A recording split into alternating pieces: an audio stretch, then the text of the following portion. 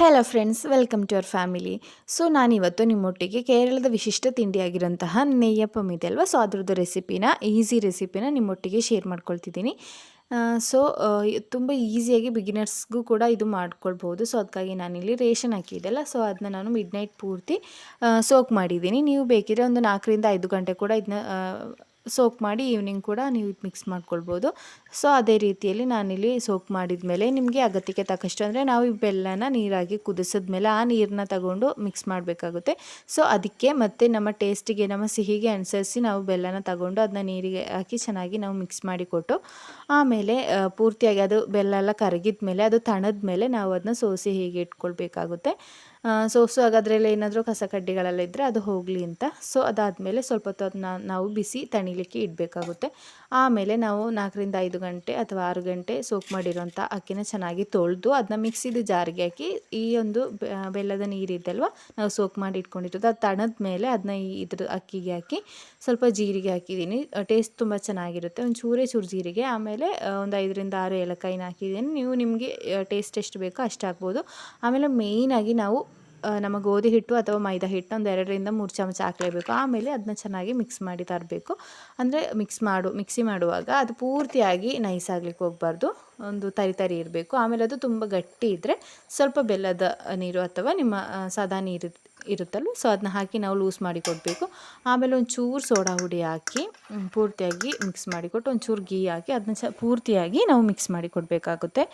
Soda ಹುಡಿ ಹಾಕಿದರೆ ನಾವು ಬೇಗ ಈ ಒಂದು ತಿಂಡಿ ಮಾಡುವಾಗ ಬೇಗ ಅದು ಚೆನ್ನಾಗಿ ಬರುತ್ತೆ.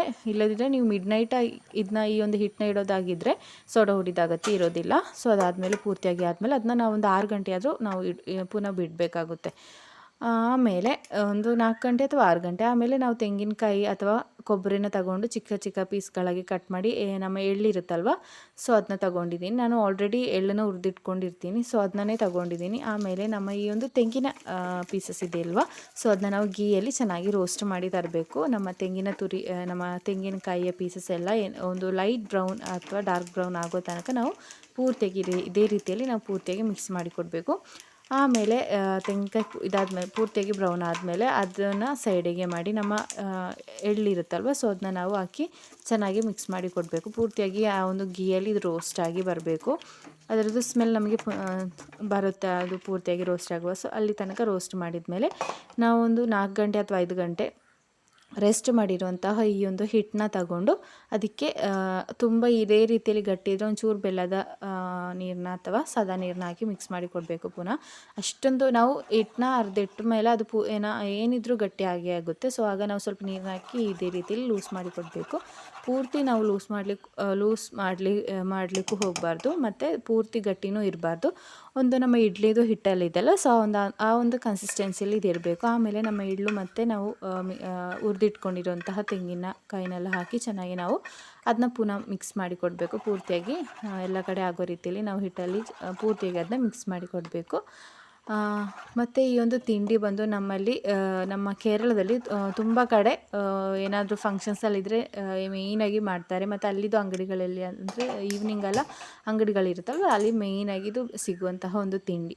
ಆಮೇಲೆ ನಾನಿಲ್ಲಿ ಆ ತಿಂಡಿ ಮಾಡಲಿಕ್ಕೋಸ್ಕರ ಸ್ವಲ್ಪ ತೆಂಗಿನ ಎಣ್ಣೆನ ತೊಗೊಂಡಿದ್ದೀನಿ. ನೀವು ಬೇಕಿದ್ರೆ ಸನ್ಫ್ಲವರ್ ಆಯಿಲ್ ಅಥವಾ ಯಾವುದಾದ್ರೂ ನಿಮ್ಗೆ ಇಷ್ಟ ಇರುವಂಥ ಆಯಿಲ್ನ ಯೂಸ್ ಮಾಡ್ಕೊಳ್ಬೋದು. ಆಮೇಲೆ ಈ ಒಂದು ಕರಂಡಿ ತಗೊಂಡು ಅದರಲ್ಲಿ ಒಂದು ಕರಂಡಿ ತಗೊಂಡು ಇದೇ ರೀತಿಯಲ್ಲಿ ಬಿಸಿಯಾಗಿರುವಂತಹ ಎಣ್ಣೆಗೆ ನಾವು ಹಾಕಿ ಕೊಡಬೇಕಾಗುತ್ತೆ. ಹಾಕಿ ಕೊಡುವಾಗ ಅದರದ್ದು ಮಧ್ಯಭಾಗದಲ್ಲಿ ಹಾಕಲಿಕ್ಕೆ ನೀವು ಅಂದರೆ ಟ್ರೈ ಮಾಡಿದರೆ ಮಧ್ಯಭಾಗದಲ್ಲಿ ಹಾಕಿದರೆ ಹೀಗೆ ಅದೇ ತಾನಾಗಿ ಎದ್ದು ಬರುತ್ತೆ. ಅದನ್ನ ನಾವು ಮಗ್ಸಿ ಹಾಕಿದರೆ ಸಾಕಾಗುತ್ತೆ. ಆಮೇಲೆ ಪೂರ್ತಿಯಾಗಿ ಅದನ್ನು ಲೋ ಫ್ಲೇಮಲ್ಲಿ ಹಾಕಬೇಕಾಗುತ್ತೆ, ಆಗ ಮಾತ್ರ ಅದು ಪೂರ್ತಿ ಬೆಂದು ಚೆನ್ನಾಗಿ ನಮ್ಮ ಸಿಹಿ ತಿಂಡಿ ಬರುತ್ತೆ. ಸೊ ವಿಡಿಯೋ ಎಲ್ರಿಗೂ ಇಷ್ಟ ಆಗಿದೆ ಅಂದ್ಕೊಳ್ತೀನಿ. ಎಲ್ಲರೂ ಟ್ರೈ ಮಾಡಿ ನೋಡಬೇಕು. So thank you for watching this video.